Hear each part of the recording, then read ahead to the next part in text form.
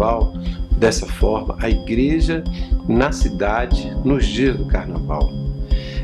Fala de uma expectativa profética mesmo, de transformação da nossa cidade.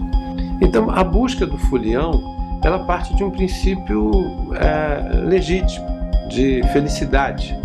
Só que os caminhos que são desenvolvidos nisso, pelos quais se tenta se alcançar isso, esquece da justiça, esquece da paz. Então nós temos muita iniquidade no carnaval, nós temos muita violência no carnaval, e nós temos uma pseudo-alegria que nem com felicidade se sustenta. O preço é muito alto, com os problemas que se derivam daí para a família. Então a igreja está presente e dizer, olha, é chegado o reino, há um rei. Por isso nós dizemos, Jesus reina aqui. Quando a igreja adora nos dias do carnaval ao Senhor Jesus, ao Deus Trino, Deus Pai, Deus Filho e Espírito Santo, quando a igreja está fazendo isso, ela está atraindo a manifestação da presença de Deus, porque Deus habita no meio dos louvores. Então, quando a igreja realmente adora, ela está impedindo que outras realidades espirituais se concretizem naquela cidade. Eu diria que o desafio é amplo, né? A igreja, ela é convocada a fazer discípulos até os confins da terra, né? Então a ordem de Jesus foi que fizéssemos, né? Ide, fazer discípulo de todas as nações. E quando o espiritual propõe esse período de carnaval, a proposta é que a gente pense na cidade num tempo tão difícil. Então quando a igreja recebe essa proposta e ela busca responder positivamente, a gente tem a oportunidade de ver pessoas que, na ilusão de uma alegria, não é, uma possível alegria, ela percebe de fato a alegria verdadeira em Jesus. Então eu creio que um grande benefício que a igreja tem é de ter uma oportunidade intensa para poder fazer valer uma mensagem de vida, de transformação, de libertação, de restauração na nossa cidade. Há um desafio espiritual da igreja de adoração, de testemunho, de evangelização, para a transformação da própria cultura. Porque se nós tivermos pessoas alcançadas pelo Evangelho, mas se nós não tivermos uma responsabilidade de transformação desta cultura, nos seus valores políticos, nos seus valores econômicos, sociais e mesmo na forma de expressão, na forma de arte, se não houver essa transformação, a igreja ela está falhando no seu projeto de manifestação do Reino de Deus. Então, por isso a gente diz que o espiritual é uma declaração do amor de Deus à cidade, né? E envolve realmente o desafio de um confronto espiritual por parte da igreja. E cremos que é assim, a igreja precisa assumir esse desafio e vermos o nosso povo transformado, a nossa cidade vivendo uma outra realidade para a glória mesmo de Deus Pai. Um grande benefício que a igreja tem é de ter uma oportunidade intensa para poder fazer valer uma mensagem de vida, de transformação, de libertação, de restauração na nossa cidade. Então tem sido assim para a igreja gratificante, bem positivo a proposta do espiritual.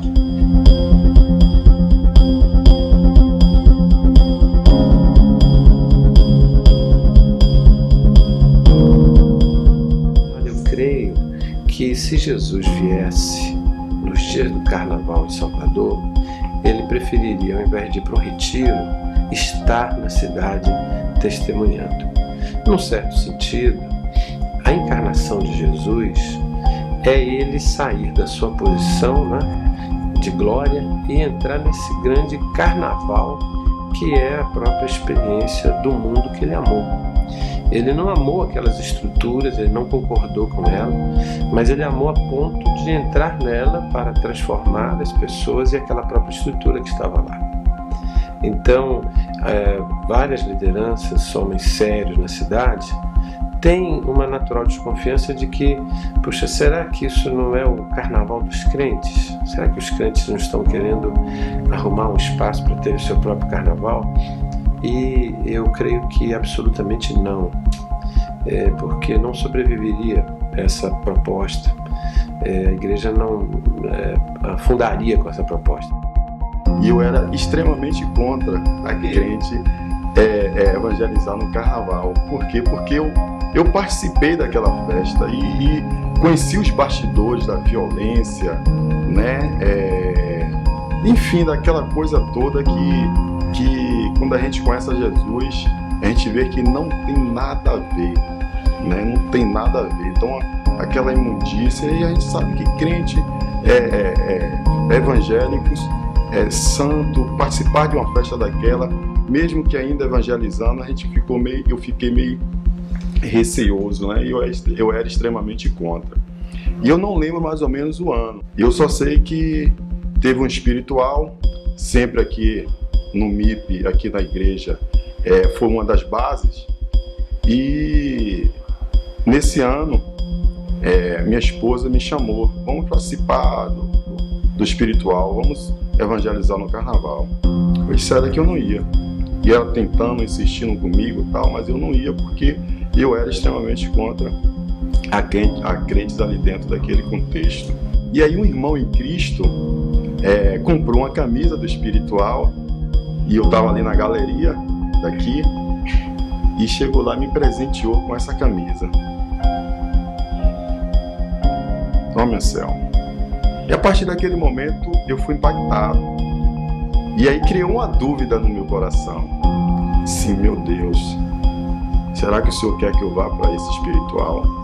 Será que o Senhor quer que eu vá evangelizar no carnaval? E aí, quando foi no domingo, eu fui com minha esposa, com o pessoal daqui da igreja.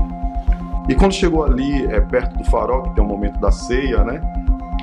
Eu vi um homem vindo chorando, extremamente chorando, aceitando a Jesus e pedindo para aquelas pessoas que estavam ali orassem pela vida dele. Naquele momento, eu sentei ali na balustrada junto com minha esposa e comecei a olhar. E ali eu comecei a me derramar em lágrimas.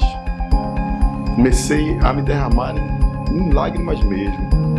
E naquele momento o Espírito Santo bradou dentro do meu coração. Disse, eu te trouxe aqui para te mostrar que é necessário a luz no meio das trevas.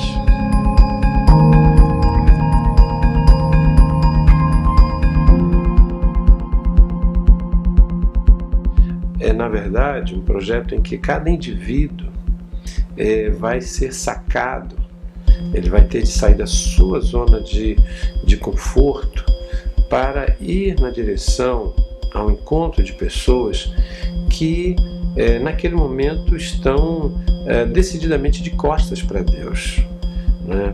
E é interessante que todos os dias que a Terra fica de costa para o Sol, ela dá de frente para a Lua, não é? E eu creio que esse é o desafio da igreja. A Lua não tem luz própria, a igreja também não. Mas quando o mundo dá as costas para Deus, esse mundo deve dar de frente com a igreja. E a gente viver aquilo que Jesus disse, olha, vocês são sal dessa terra e luz deste mundo.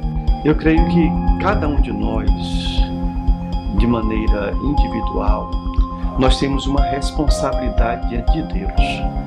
E por mais que aqui na Terra a gente possa viver conquista, ter realizações, vai haver um dia que nós vamos estar diante do Senhor.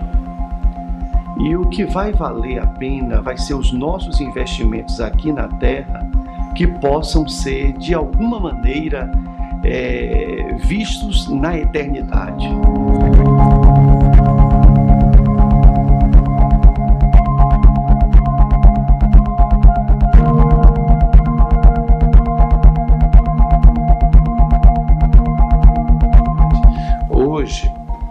Nós temos 2.600.000 habitantes em Salvador e nós temos cerca de 525 mil pessoas, isso é IBGE, que se declaram evangélicas. Então esta igreja, ela hoje tem uma responsabilidade muito grande, porque de cada 5 soteropolitanos, praticamente um é evangélico. Então há uma igreja que está aí que precisa tomar consciência dela mesma. Ela precisa se perceber, né? E à medida em que o espiritual coopera para isso, né? Fomentando relacionamentos, comunhão de pastores, respeitando as suas diferenças, eu creio que é uma contribuição, é um serviço que se presta. Espiritual, quando proporciona que as igrejas se unam, a gente viva a celebração da unidade no domingo, a gente viva, não é, a abertura do espiritual com as igrejas presentes e outras oportunidades. O espiritual tem sido assim uma bênção nessas oportunidades como igrejas locais, estarmos juntos, conhecendo essa diversidade, o jeito de como cada uma igreja adora, muitas das vezes tão diferente uma da outra, mas que a gente pode viver essa interação, esse respeito e sermos abençoados uns aos outros. Nós nos abençoamos mutuamente.